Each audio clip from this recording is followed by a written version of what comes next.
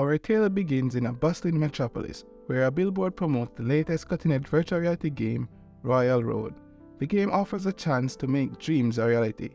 Our protagonist gazes at the few dollars in his pockets and considers the billboard's claim that the game could be his ticket to fortune. He then returns home to his sickly grandmother, excited to share with her that he finally received his ID and now can pursue a legitimate job.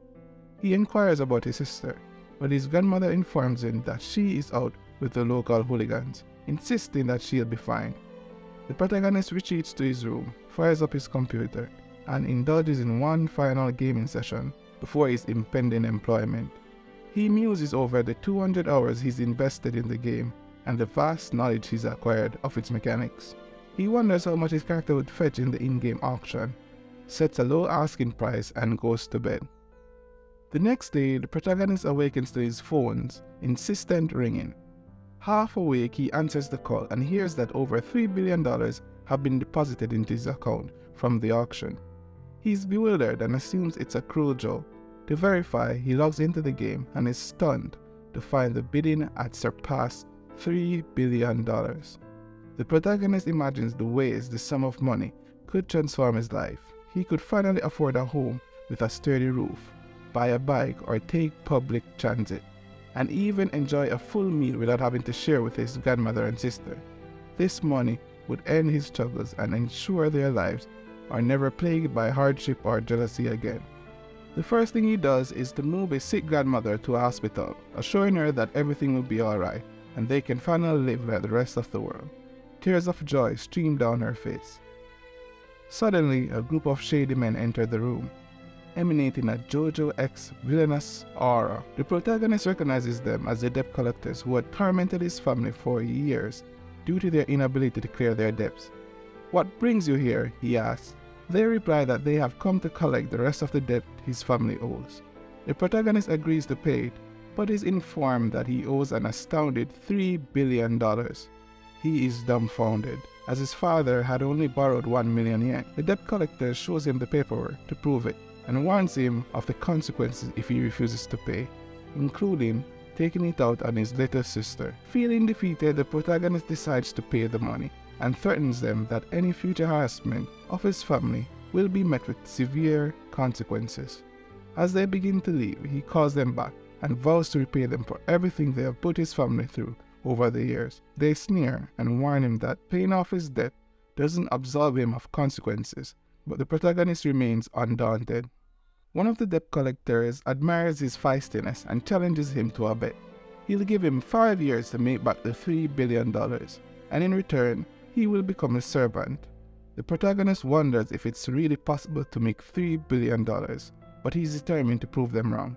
For a whole year, he trains relentlessly, jogging, eating right, reading, learning kendo, doing pull-ups, reading history books on war, learning karate, and researching the new virtual reality game he saw advertised.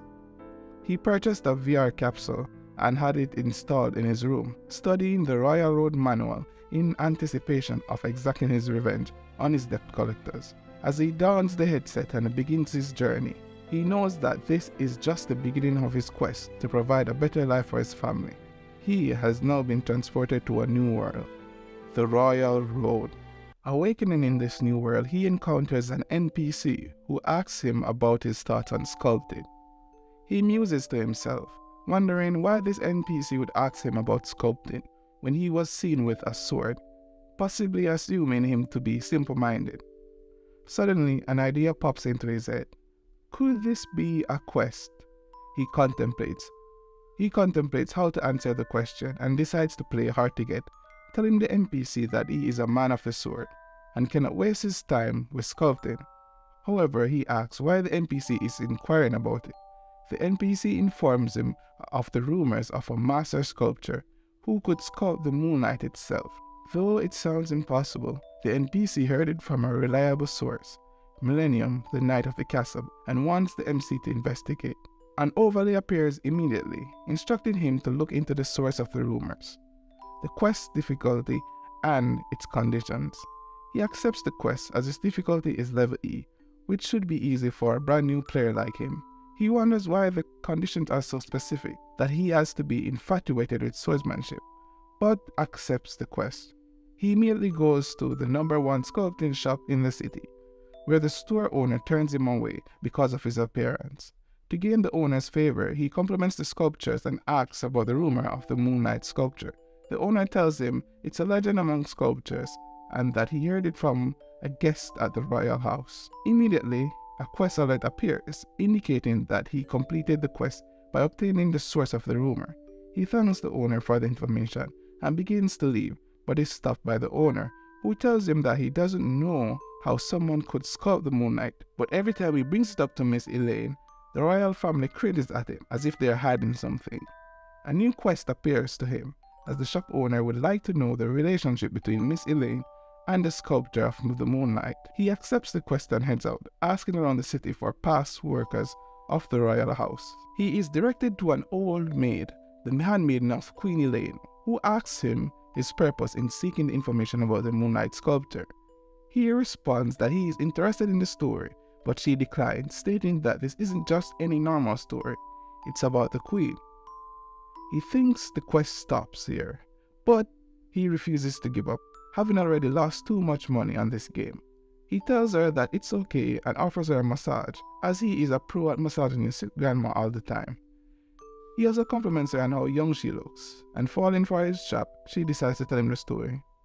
The story of the legendary sculptor Jahav and the queen who loved him, Elaine. They grew up in the same village and were in love even when they were young. Queen Elaine always kept a sculpture Jahav made at her side and believed that one day she would marry him. Fate had other plans though, as soon after Elaine became the queen and Jahav could not stop it. But they made a promise to each other that Jahav would sculpt the most beautiful thing in the world for her, and she never forgot this promise. Years passed and Elaine waited for Jahav to keep his promise, but one day he suddenly appeared, a warrior instead of a sculptor. Elaine asks him if he forgot their promise, and that the promise meant everything to her. She hoped and prayed that even if the world changed, Jahav would have remained the same. They were then ambushed by assassins from a rival country. They gave chase to Elaine, who urged Jahav to flee. With a grin on his face, he replied, "Now I can unveil my greatest masterpiece," and unsheathed his sword. That was when she witnessed it firsthand, the moonlight shattering into shards as his blade sliced through the air, the silver beams twirling in the rhythm with each swing of the sword. Jahav began to sing a haunting melody as he cut down the assassins, a tribute to the sculptor's heart. Time has passed, but even to this day, she cannot erase from her mind the cinematic spectacle she witnessed on that fateful night. The sculpting of the moonlight. The bird struggles to break free from its shell, representing the world. To be born, one must first destroy the confines of their surroundings. The bird soars towards divinity, leaving the old world behind. In games, there are no objective notions of good or evil, only choices exist. The purpose of life is not solely based on love, success, or happiness. Those who think so are foolish. Desperation is often the only answer.